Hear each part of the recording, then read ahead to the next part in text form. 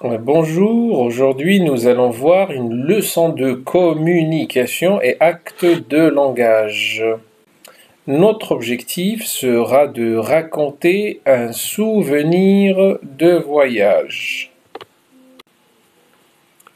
Regardez bien ces images parce que vous allez devoir répondre à quelques questions.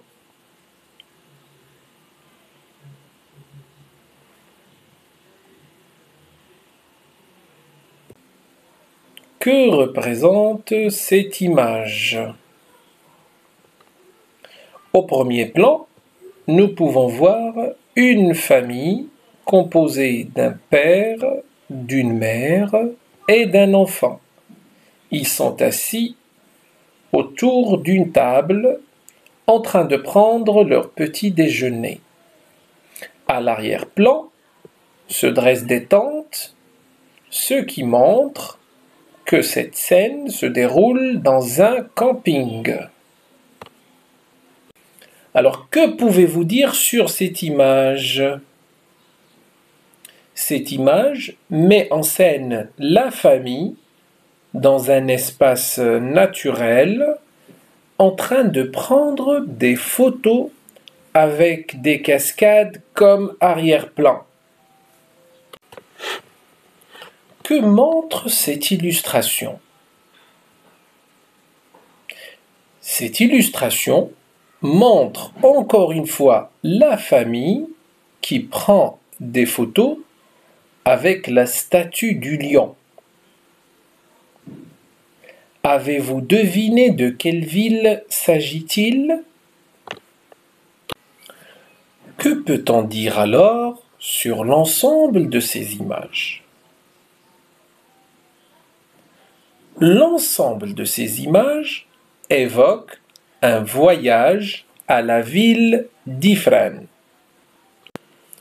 Connaissez-vous d'autres endroits à visiter à la ville d'Ifrane?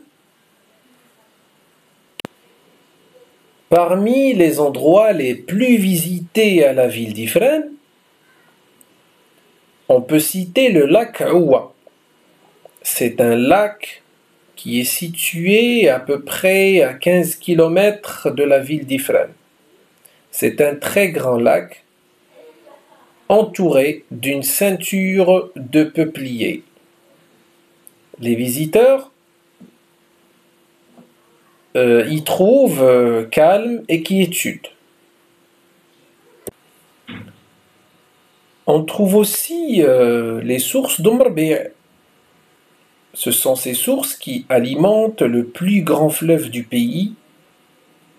Quand vous voyez sur l'image, au bord de l'eau qui coule, se dressent des restaurants traditionnels.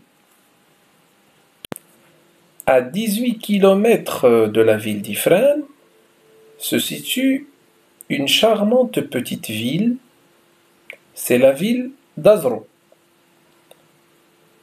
On peut y trouver les objets artisanaux et les visiteurs peuvent profiter de la beauté des paysages naturels.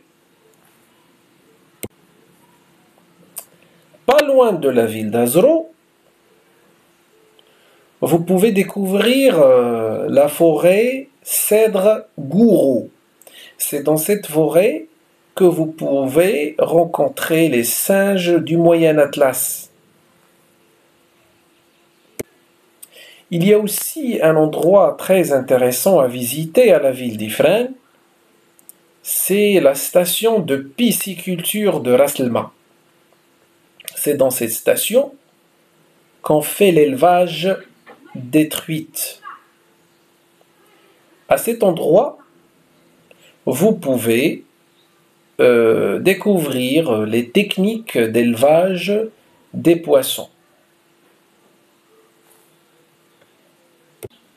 Maintenant, après avoir vu ces quelques endroits que les visiteurs de la ville d'Ifrane peuvent voir pendant leur séjour, essayons de répondre à la consigne suivante.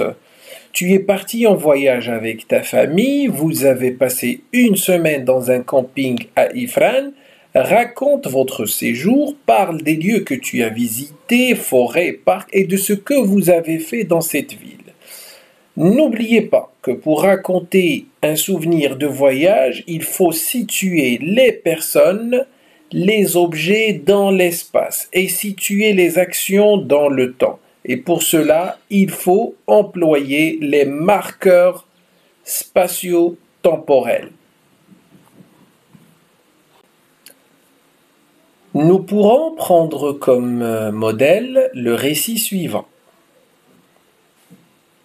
Les vacances dernières, j'ai voyagé avec mes parents à la ville d'Ifrane.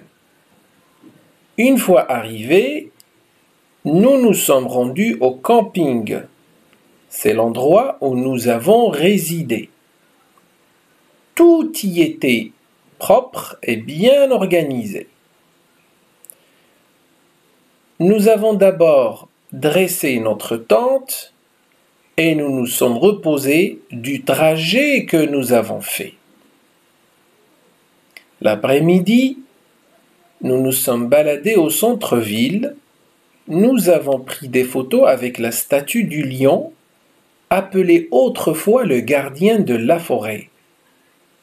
J'ai beaucoup apprécié le calme et la beauté des jardins. Le deuxième jour, nous sommes allés à Ain Vittel. Cet endroit magnifiquement beau avec sa forêt et ses cascades d'eau ruisselantes. Nous y avons passé toute la journée. Les 2 jours suivants étaient inoubliables, car nous avons fait la visite de la ville d'Azro, située à 18 km de la ville d'Ifrane.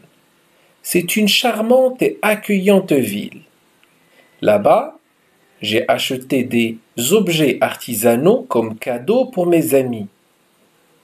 Non loin de là, j'ai rencontré les singes dans la forêt Cèdre Gouraud. J'étais heureux d'entrer en contact avec ces primates du Moyen Atlas. Par la suite, nous avons pris la route de Khénifra pour nous rendre aux sources d'Omarbie, qui alimentent le plus grand fleuve du Maroc, le fleuve Omarbie. Dans les restaurants traditionnels qui se dressent au bord de ces sources, nous avons dégusté le délicieux tagine berbère. Le 5e jour, nous l'avons consacré au lac Ouwa, ce vaste espace où les visiteurs trouvent calme et quiétude. Le jour d'après, nous nous sommes dirigés vers la station de pisciculture de Ras Lma. Des techniciens nous ont informés sur les étapes et les techniques de l'élevage de la truite. Nous avons quitté Ifrane le 7e jour pour rentrer chez nous, portant avec nous que de beaux souvenirs d'un voyage inoubliable. J'espère que vous allez pouvoir raconter votre souvenir de voyage. D'ici là, je vous dis au revoir et je vous donne rendez-vous prochainement dans une nouvelle